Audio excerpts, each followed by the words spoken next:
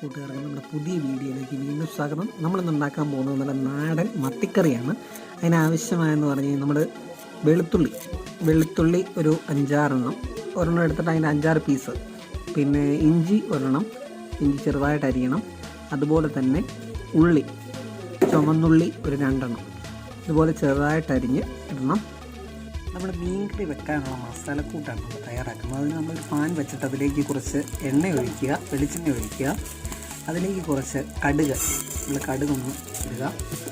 കടുകൊന്ന് പൊട്ടി വരട്ടെ.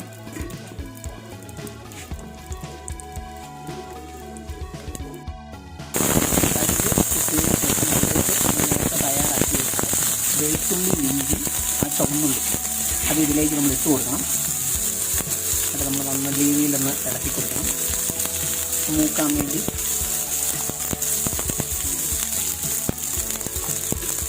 നമ്മളിതിലേക്ക് ചെറുതായിട്ട് മൂത്തുന്ന ഇതിലേക്ക് 1 സ്പൂൺ മുളക് പൊടി നന്നായിട്ട് ചേർത്ത് കൊടുക്കുക. അതുപോലെ തന്നെ ഒരു 1/4 ടീസ്പൂൺ മഞ്ഞൾപ്പൊടി,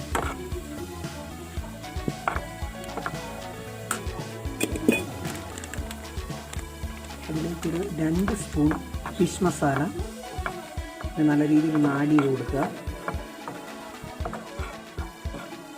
മീൻകറിയുടെ മസാലക്കൂട്ടാണ് നമ്മൾ കണ്ടുകൊണ്ടിരിക്കുന്നത്. ഇത് ചൂടായതിനു ശേഷം ഇതിലേക്കൊരു 1 കപ്പ് വെള്ളം, മീൻകറിയുടെ ചാറെന്ന് പറയും, ആ 1 കപ്പ് വെള്ളം ഇതിലേക്ക് ആഡ് ചെയ്യുക. നമുക്ക് മീൻകറിയുടെ ചാറായിട്ടുണ്ട്.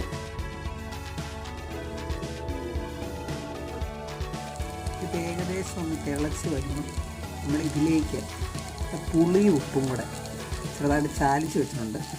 ആ പുളി ഉപ്പും കൂടെ നമ്മളിത് ചൂടായി വരുമ്പോഴത്തേക്ക് ഇട്ട് കൊടുക്കണം.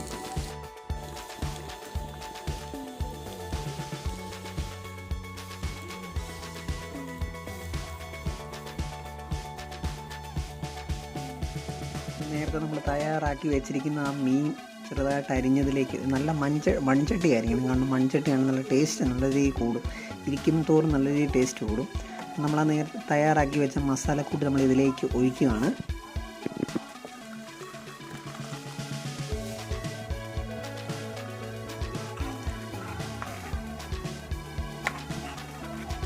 നമ്മളിതിലേക്ക് ചേർത്തിരിക്കുകയാണ്. പിന്നെ നമ്മൾ നേരെ ഇനി അടുപ്പിലേക്ക് ഇട്ട് വെക്കുകയാണ് ചൂടാകാൻ വേണ്ടി. ഇത് കഴിയുമ്പോൾ നല്ല അടിപൊളി നല്ല മത്തിക്കറി റെഡിയായിരിക്കുകയാണ്. നമ്മൾ 1 തണ്ട് കരിയാപ്പല അതിലേക്ക് ഇടുകയാണ്. 1 തണ്ട് പോരാ, 2-3 തണ്ട് എന്നാണ് ഏറ്റവും നല്ലത്. കരിയാപ്പല കൂടുന്നതോടെ നല്ല ടേസ്റ്റ് ഉണ്ടാവും.